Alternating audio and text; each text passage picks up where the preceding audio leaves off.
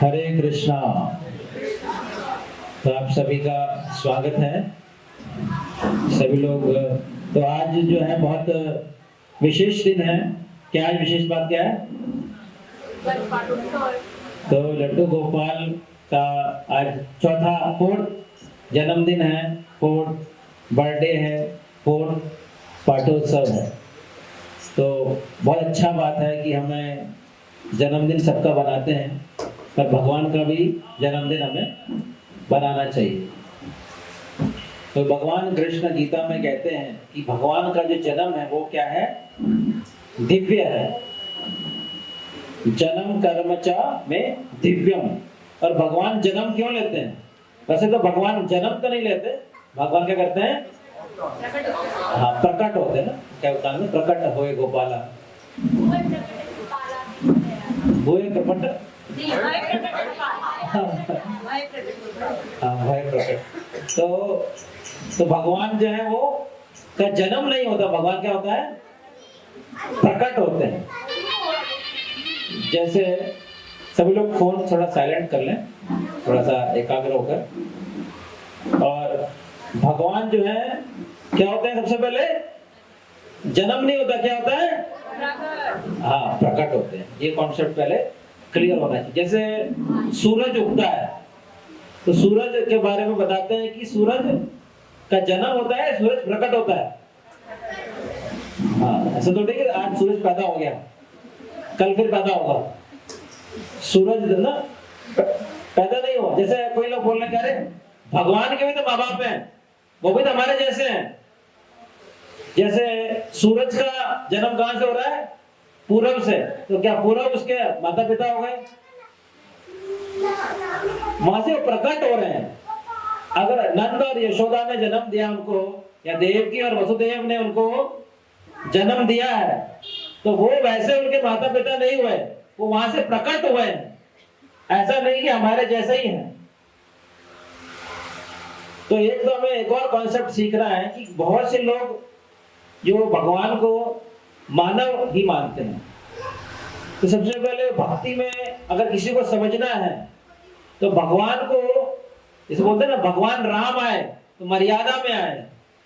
तो कल मैं किसी की कथा सुन रहा था, तो बहुत बड़ी बात की राम के बारे में बोल रहे थे, और बोलते हैं कि राम भगवान तो क्या एक इंसान है, राम भगवान हमारे जैसा ही है।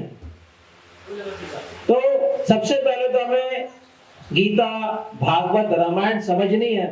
सबसे पहले ये समझना पड़ेगा कि हमें उनको परम पुरुष मानना पड़ेगा। और भगवान जब प्रकट होते हैं तो क्या कारण से प्रकट होते हैं? धर्म संस्थापनार्थाय संभवामि। सभी को याद है श्लोक? सभी ने चोपड़ा, बीएन चोपड़ा की महाभारत देखी है, तो उसमें याद है ना, यदा यदा हि धर्मस्य तम ग्लानिर्भवति भारत अभ्युत्थानमधर्मस्य मानं सृजाम्यहम्। तो परित्राणाय साधूनां विनाशाय च धर्म संस्थापनार्थाय युग युग। आज भगवान का प्रकट दिवस है। तो भगवान प्रकट क्यों होते हैं? धर्म की स्थापना, धर्म की जय हो, अधर्म का नाश हो। हाँ, तो भगवान क्यों प्रकट हो रहे हैं? धर्म की स्थापना करने के लिए। क्योंकि चार पुरुषार्थ बताए हैं हमारे शास्त्रों में: धर्म, अर्थ, काम और मोक्ष। तो अभी जो मुख्य जो फोकस है समाज का, वो किस पे है? अर्थ और काम पे रह गया। अभी धर्म की कोई बात नहीं करता है, या मोक्ष को तो लोग छोड़ गए। मोक्ष के लोगों की जरूरत ही नहीं है, ऑलरेडी सब कार मिल गई, मोक्ष मिल गया, नहीं? घर मिल गया, मोक्ष मिल गया, मोबाइल मिल गया, मोक्ष मिल गया। हाँ, क्या बोल रहे हैं? हाँ, आईफोन मिल गया तो परमानंद मिल गया। तो भगवान को लोगों को क्या है कि अभी अर्थ और काम पे ज्यादा फोकस हो रहा है, जबकि चारों चीजें करनी चाहिए व्यक्ति को। धर्म भी करना चाहिए, अर्थ भी करना चाहिए, काम भी होना चाहिए और मोक्ष भी होना चाहिए। पर हमारी जो लाइन स्टार्ट होती है, हमारे जो पूरे स्कूल में क्या सिखाया जाता है हमें, कि धर्म की स्थापना तो हो ही नहीं है। अबे सीधा लोग स्कूल क्यों जा रहे हैं बेटा, स्कूल क्यों जाना है बेटा, बड़ा होके पैसा कमाना। फोकस किस पे हो रहा है? कभी अपने बच्चे को बोला आपने, बेटा तूने एकादशी करी क्या? हाँ अच्छा बोलते हैं, अच्छा अच्छे लोग हैं आप पहली सीढ़ी पे चढ़ रहे हैं ना। बेटा आज तूने जन्माष्टमी का व्रत किया क्या? बेटा तूने कंठी माला पहनी क्या? बेटा तूने प्याज लहसुन छोड़ दिया क्या? तो हम अपने बच्चे को धर्म की बात नहीं सिखाते, क्या सिखाते? सीधा बेटा बड़े होकर लिखकर क्या बनना? हाँ डॉक्टर बनना, इंजीनियर बनना और खूब नोट छाप के आना है और बड़ा मकान बनाना, हमसे भी बड़ा मकान बनाना। हम लोग नहीं बना पाए, हम तो किराए में रह रहे, पर तू मेरा सपना पूरा करेगा और मेरा एक बड़ा मकान बनाएगा। तो सबसे पहले हमारे जो समाज की जो दिशा है वो अर्थ पे जा रही है। मोदी जी भी क्या बात कर रहे हैं, जीडीपी ग्रो हो गई है, इकोनॉमिक डेवलपमेंट हो गया है, वो भी जरूरी है। क्योंकि जब राजा निर्माण होता है तो राजा भी होती है और प्रजा भी होती है। तो मैंने बोला चारों जरूरी है, पर चारों हो ही जरूरी है। अभी क्या हमारे मान लो एक गाय है, उसके दो ही टांग है, तो खड़ी रह पाएगी क्या? हमारे दो ही है, अर्थ और काम। हमें तो दो टांग दी भगवान ने, दो का क्या कर दिया हमने? धर्म मोक्ष को फाड़ दिया। क्या कर दिया? अर्थ और काम की टांग पकड़ ली हमने। तो उसी तरह से हम लंगड़े हो गए, क्योंकि टांगे कट गई तो लंगड़ा हो गया। तो हमें चारों पुरुषार्थ पे फोकस करना चाहिए, तभी वो धर्म की, आज भगवान प्रकट हुए हैं, प्रकट से धर्म की स्थापना हो गई। तो धर्म को पहले रखिए। अपने बच्चों को जब भी शिक्षा दें तो धर्म की शिक्षा भी दें, क्योंकि स्कूलों में जो शिक्षा मिल रही है वो अर्थ की मिलेगी सिर्फ और सिर्फ। और अर्थ क्यों करना है? जिससे काम की तृप्ति हो। काम का मतलब हो गया मेरे को मेरा घर बनाना है, मेरे को मेरा परिवार बनाना है, मेरे को मेरा समाज में मेरा नाम होना चाहिए, मेरा समाज में रुतबा होना चाहिए, मेरे पास एक बड़ी जैगवार कार होनी चाहिए, मेरे पास एक ऑडी कार होनी चाहिए। तो ये सब क्या है? काम की तृप्ति है। तो ऐसी चीजों में तो बड़ा फोकस है। और मोक्ष की जो परिभाषा है वो कोई फोकस नहीं कर रहा। तो हमें जैसे अभी बहुत क्वेश्चन चल रहा है, वोट किसको दें? हर जगह ना वोट देना चाहिए ना, कई लोग, बहुत सारे लोग चर्चा कर रहे हैं किसको वोट देना चाहिए। तो जो राजा का जो काम है, क्योंकि कलयुग में लिखा हुआ है कि जो राजा लोग होंगे वो चोर होंगे, दस्यु। दस्यु का मतलब क्या होता है ना, पुराने जमाने में क्या बोलते हैं वो, डाकू। जो नाम चलते, नाम में डाकू चलते, नाम भी चल रही साथ में वाटर वाले जो डाकू होते हैं उनको दस्यु बोलते हैं, दस्यु। तो कलयुग में लिखा हुआ है कि कलयुग के में, भागवत में कलयुग के लक्षण दे रखे हैं। भागवत में 12 स्कंद हैं, तो उसका जो आखिरी ये चैप्टर है उसका नाम है कलयुग के लक्षण, आखिरी जो 12वां स्कंद है। तो कलयुग के लक्षण में ये लिखा हुआ है कि जो राजा जो होंगे वो क्या होंगे? चोर होंगे। सभी लोग टैक्स कलेक्ट कर लेंगे, जीएसटी वाला टैक्स भी ले लेंगे, रोड का, हाईवे का टैक्स भी ले लेंगे, और नाना प्रकार के हजारों तरह के टैक्स लगा देंगे आप पर। और इतने सारे टैक्स लगा देंगे कि एक व्यक्ति कंगाल हो जाएगा। तो राजा का क्या काम है? चारों चीजों को सेलेक्ट करे, वो केवल अर्थ और काम पर फोकस ना करे। तो धर्म का मतलब हुआ राम भगवान की स्थापना हो, राम जी की स्थापना। बोले राम राज्य। राम राज्य कैसे आएगा? जब धर्म की, सबको राम राज्य चाहिए पर राम नहीं चाहिए। तो अगर राम राज्य की स्थापना करनी है तो आपको राम को भी बिठाना पड़ेगा। तो चारों एंगल पे आप फोकस करिए अपने जीवन में। अपने बच्चों को अर्थ के बारे में तो बताएंगे ही बताएंगे, और काम तो ऑटोमेटिक लोग सीख जाते हैं, पर जो धर्म और मोक्ष का जो पार्ट है, जो हमारे शास्त्रों में लिखा हुआ है, क्योंकि जो लोग अभी जो ज्ञान ले रहे हैं वो सांसारिक ज्ञान ले रहे हैं, यूट्यूब से ले लिया, व्हाट्सएप से ले लिया, और जो शास्त्र का ज्ञान है, भगवान कृष्ण गीता में कह रहे हैं ये शास्त्र विधि उत्सृज्या वर्तते काम कारत न सा सिद्धिम अवाप्नोति न सुखम न पराम गतिम। अगर हम शास्त्रोक्त जीवन नहीं जी रहे और मनमुखी जीवन जी रहे हैं, अपने मन के हिसाब से जीवन जी रहे हैं, तो हम कभी भी अंतिम गति को प्राप्त नहीं कर पाएंगे और सुख को प्राप्त नहीं कर पाएंगे। शास्त्र क्यों? जैसे हम कोई भी चीज खरीदते हैं, कोई भी प्रोडक्ट खरीदते हैं, तो उसमें हम क्या देखते हैं कि वो ब्रांडेड है कि नहीं है। जैसे मान लो, अच्छा कहाँ से आया? अमेजन से आया, हाँ बहुत अच्छा। अच्छा कोई कपड़ा लिया है, कोई अच्छा जूडियो से लिया है, कोई कपड़ा खरीदा, अच्छा वहां से खरीदा है। तो ज्वेलरी खरीदी, कहाँ से खरीदी? अच्छा वहां से, बड़ी दुकान से खरीदी है, तो मोती ज्वेलर से खरीदी है, मोती सन से ली है। तो हर चीज में हम क्या देखते हैं? उसकी वैल्यू कितनी, कहां से ब्रांडेड है वो।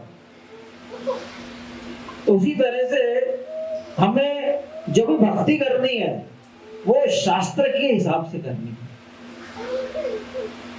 अभी जो भक्ति कलयुग में चल रही है, मैं कभी कुछ दिन पहले एक व्यक्ति से मिलने गए थे, वैशाली नगर में गया था, तो वहां पे हमारे एक मंदिर में संकीर्तन था, तो वहां के अध्यक्ष थे कॉलोनी के, तो वो अपने बारे में चर्चा कर रहे थे कि वो बोल रहे थे कि आजकल भक्ति कम रह गई है और आडंबर ज्यादा रह गया है। ये कलयुग का लक्षण है। लगेगा कि आदमी भक्ति कर रहा है, पर एक्चुअल में वो आडंबर कर रहा होता है। मंदिर जाएगा तो मंदिर में भी वो उसका भक्ति भाव का दर्शन नहीं रहेगा। वो सोचेगा कैसे सेल्फी ले लूं मैं, जाते ही क्या करेगा वो भगवान को देखने नहीं जा रहा है। किसको देखने जा रहा है? सेल्फी लेने के लिए जा रहा है।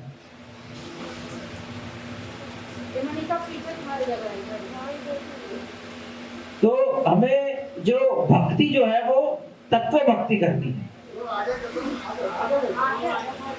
जैसे आजकल बहुत सारे भजन गाते हैं, तो फिल्मी गानों में बहुत सारे भजन आ गए, नहीं हम तो सुनते नहीं, हमें याद भी नहीं, पर ऐसे फिल्मी गानों पे बहुत सारे भजन आ गए ना, तो क्या वो वाकई भजन है? अब लोग ऐसे ऐसे गानों पर भजन हो रहे हैं जो फिल्मी गाने हैं, और खूब जोर जोर से डीजे बजा, धड़क धड़क धड़क लोग डांस कर रहे हैं। क्या वो भक्ति है? वो भक्ति नहीं है। कई लोग जैसे कई लोग खाटू श्याम जी की भक्ति करते हैं, तो खाटू श्याम की भक्ति, वो जो वैशाली नगर वाले बता रहे थे मेरे को कि मेरे को वहां जाता तो मेरे को भाव नहीं आता है। वहां पे इतना जोरदार डीजे चलता है, जो धड़क भड़क चलती है और फिल्मी गानों पे गाया जाता है, तो उसमें भक्ति कहाँ रही है आपकी? वो तो केवल दिखावा रह गया। तो भक्ति और दिखावा दोनों में डिफरेंशिएट करना आना चाहिए। केवल भक्ति के नाम पर हम दिखावा कर रहे हो कि हम दिखा रहे हैं कि हमने श्याम बाबा का जागरण करा दिया, और आचरण जो है वो भक्ति की बिल्कुल नहीं है।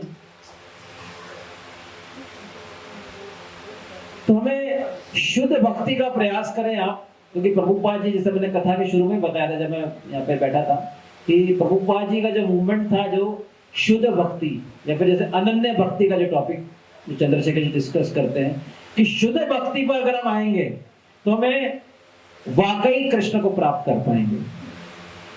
हमने सोचा कि थोड़ा कृष्ण जी की भी कर लेते हैं, थोड़ा गणेश जी की भी कर लेते हैं, थोड़ा शिव जी की भी कर लेते हैं, थोड़ा साईं बाबा की भी कर लेते हैं, थोड़ा शनि जी को जल भी चढ़ा देते हैं।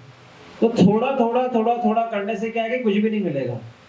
भगवान यहाँ बोल रहे हैं, अनन्या चिंतयन्तो माम ये जना पर्युपासते तेषां नित्याभियुक्तानां योगक्षेमं वहाम्यहम्। मैं उसको प्राप्त होता हूं जो मेरी अनन्य भाव से भक्ति करता। अनन्य का मतलब और कोई भक्ति नहीं कर रहा है। भगवान कृष्ण क्या बोल रहे हैं तुम्हें? भगवान कृष्ण किस लिए आए थे? हमने शुरू में चर्चा की थी, किस लिए आए थे? पर गीता के अंत में भगवान एक ऐसा श्लोक बोलते हैं जिससे आप समझेंगे भगवान क्या कह रहे हैं। भगवान गीता के अंत में, किसी को याद है 18.66 श्लोक? अगर गीता पढ़ी किसी ने थोड़ा बहुत, नहीं सुनो पक्का यत्र योगेश्वर कृष्णो यत्र नहीं 18.66 सर्वधर्माणि परित्यज्य माम एकम शरणम व्रज अहम त्वं सर्व पापेभ्यो मोक्षयिष्यामि मा शुचः। तो भगवान कृष्ण 18 अध्याय के 66वें श्लोक में कह रहे हैं सर्व धर्मान परित्यज्य, सारे धर्मों को छोड़ दो। 4.6 में भगवान कह रहे हैं कि मैं इसलिए आ रहा हूं धर्म की स्थापना के लिए आ रहा हूं, और गीता के अंत में भगवान उल्टी बात बोल रहे हैं। क्या बोल रहे हैं? सारे धर्मों को छोड़ दो। तो बात उल्टी हो गई ना। एक जगह तो आपने बोला कि आप ऐसा करिए और उसके थोड़ी देर बाद बोल दिया ऐसा ना करिए, तो आदमी कंफ्यूज हो जाएगा ना कि हमें कोई चीज करनी है या नहीं करनी है। तो धर्म की स्थापना करनी है, पर गीता के अंदर क्या कर रहे हैं? सभी धर्मों को छोड़ दो, कोई भी धर्म का पालन मत करो। क्या कह रहे हैं भगवान? सर्व धर्मान परित्यज्य माम एकम शरणम व्रज अहम त्वं सर्व पापेभ्यो मोक्षयिष्यामि मा शुचः। कि डरो मत, मा शुचः, सभी धर्म को छोड़ के सिर्फ और सिर्फ मेरी शरण में आ जाओ। वही एक धर्म।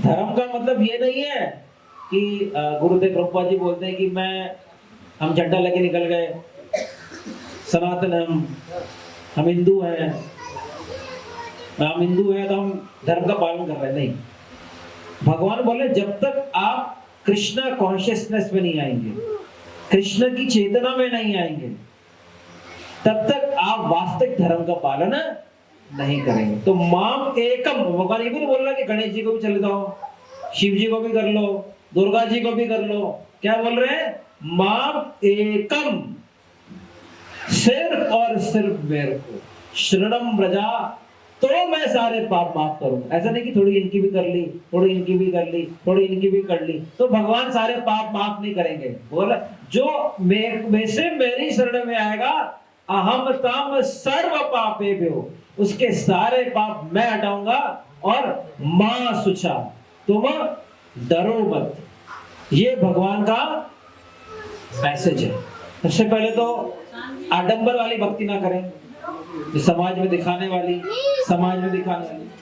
केवल शुद्ध भक्ति का प्रयास करें। और शास्त्र में जो दे रखे हैं शास्त्र, वो वाली भक्ति हमें करनी है।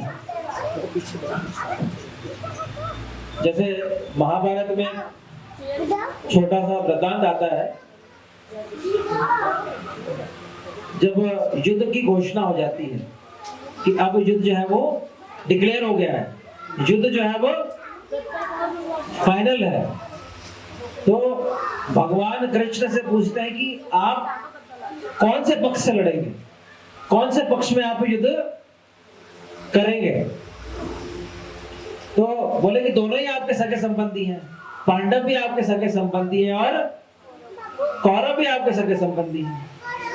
कुंती जो है, जो पांडवों की माता थी, वो उनकी बुआ लगती थी, क्योंकि ये जो है वसुदेव इनकी कृष्ण जी की पिता थे, और वसुदेव की जो बहन है वो कौन थी? कुंती थी, तो इसलिए वो उनकी बुआ हो गई।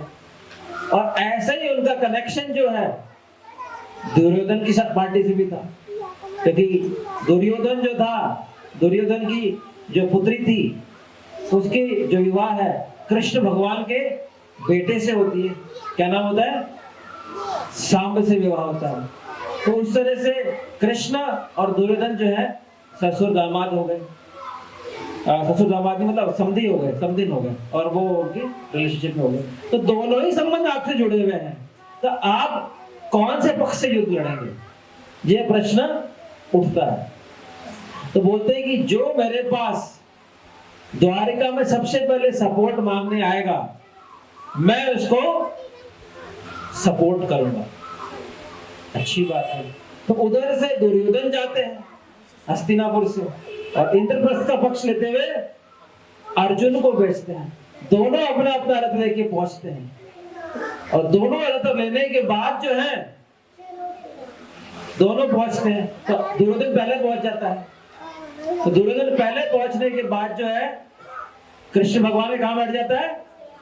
सर में बैठ जाता है। और अर्जुन थोड़ा लेट आते हैं और पैरों पे बैठ जाते हैं। जैसे ही आंख खोलते हैं, अरे अर्जुन तुम आए हो। दुर्योधन बोला अरे मैं आया हूं पहले। बोला मैंने आंख पहले खोली, मेरे को दिखा कौन? जो मेरे चरणों में बैठा मेरे को पहले वो दिखता है। तो बोला अब तुम्हें क्या चाहिए अर्जुन? अरे दुर्योधन बोला पहले मैं मांगूंगा। बोला नहीं, अर्जुन पहला है, अर्जुन पहले मांगेगा। चलो ठीक है। अब देखो मैं अपने आपको दो पार्ट में विभाजित कर रहा हूं। एक पार्ट जो है मेरी जो ऐसी सेना है, नारायणी सेना, जिसको आज तक किसी ने कोई हरा नहीं पाया है। और एक साइड जो है मैं स्वयं रहूंगा, पर मैं नियंता रहूंगा, मैं युद्ध नहीं लड़ूंगा, मैं अस्त्र नहीं उठाऊंगा। तो ये बात तय हो जाती है। तो अर्जुन तो बोलते हैं कि कैसी भी स्थिति हो, कैसी भी परिस्थिति हो, हमें तो सिर्फ और सिर्फ आप ही चाहिए। तो दुर्योधन मन ही मन बड़ा खुश होता है। चलो कोई बात है, तुम कृष्ण ले लो, हम सेना से काम चला लेंगे। तो यहाँ पर अब हमें देखना है कि दुर्योधन का चयन क्या था? सेना, मतलब उसकी कृष्ण भगवान की शक्तियां चाहिए, लक्ष्मी चाहिए, उनकी सेना चाहिए। और अर्जुन का चयन क्या था? केवल कृष्ण भगवान। कृष्ण भगवान को कुछ भी नहीं देंगे आपको, ना पैसा देंगे, ना धन देंगे, ना गाड़ी देंगे, कुछ आईफोन, गाड़ी, नौकर चाकर, साड़ी वाड़ी कुछ नहीं देंगे, पर कृष्ण भगवान आएंगे। और एक साइड कृष्ण भगवान सब कुछ दे देंगे, पर कृष्ण भगवान नहीं रहेंगे। तो कौन सी साइड लेंगे आप? अरे कृष्ण जी को छोड़ो, मोक्ष वोक्ष छोड़ो, हमें तो केवल संसार चाहिए। पर अर्जुन का जो चयन जो था बहुत सुंदर था, क्योंकि जहां पर कृष्ण होंगे वहां विजय निश्चित होगी। जैसा प्रभु जी ने श्लोक बताया, यत्र योगेश्वर कृष्ण यत्र पार्थ धनुर्धरा। जहां पर अर्जुन और कृष्ण है वहां पे विजय निश्चित है। तो हमें जो अर्जुन ने एकम चुना, एकम मतलब ऐसा नहीं कि कृष्ण भगवान आप भी आ जाओ और आपकी सेना में मिल जाए। क्या चाहिए? सिर्फ और सिर्फ जो भगवान गीता में कह रहे हैं, माम एकम शरणम प्रजा, मेरे को और कुछ नहीं चाहिए, सिर्फ और सिर्फ आपका सपोर्ट चाहिए। उसको बोलते हैं अनन्य भक्ति। ऐसा नहीं कि कृष्ण भगवान भी आ जाए, कृष्ण भगवान के साथ साथ थोड़ा थोड़ा इनकी पूजा भी कर लें, थोड़ा वो नाराज नहीं हो जाए, गणेश जी नाराज नहीं हो जाए, अच्छा थोड़ा वो शनि भगवान उनको थोड़ा जल उनके ऊपर चढ़ा के जाते हैं।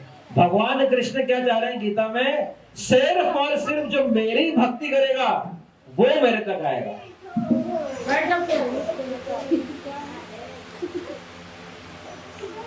तो हमें अपने आप को जो है भक्ति का जो मापदंड है वो चयन करना है और एकम भक्ति पर आना है, वन पॉइंटेड भक्ति पर। तो अगर आपने कृष्ण को समझ लिया तो सारी चीजें मिल जाएंगी, और कृष्ण को छोड़कर थोड़ी थोड़ी चीजें ले लेगी तो कुछ भी नहीं मिलेगा ना। बोले एक साधे सब साधे, सब साधे सब जाए। अगर आपने एक कृष्ण को पकड़ लिया तो आपको सारी चीजें मिल जाएंगी, और आपने सबको पकड़ लिया तो कुछ भी नहीं मिलेगा। तो एक को पकड़ो आप तो 0 0 0 0 अपने आप आ जाएंगे। अरे 0 0 0 पकड़ोगे तो 0 ही मिलेगा। एक पकड़ लोगे तो जितने 0 लगाओगे उतने 0 जुड़ते जाएंगे। तो एक आएगा तो 0 अपने आप मिल जाएगा। 0 पकड़ोगे तो आपको क्या मिलेगा?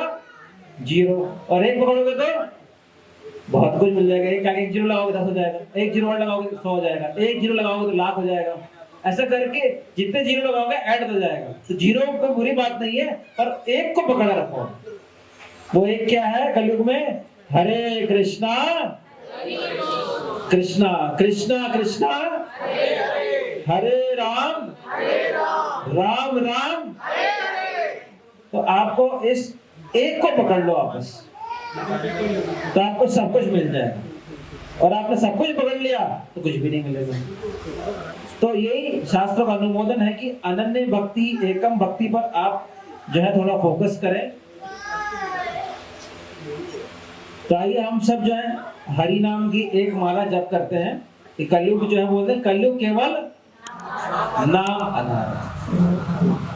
कलयुग में जो नाम का बड़ा महत्व दे रखा है, नाम को बड़ा फोकस कर रखा है। कलयुग केवल नाम आधार, या कली काले नाम रूपा कृष्ण अवतार। भगवान कलयुग में किसके रूप में आए हैं? नाम रूप में आए हैं। तो आपने केवल नाम को पकड़ लिया तो सारी चीजें आपको समझ में आ जाएगी।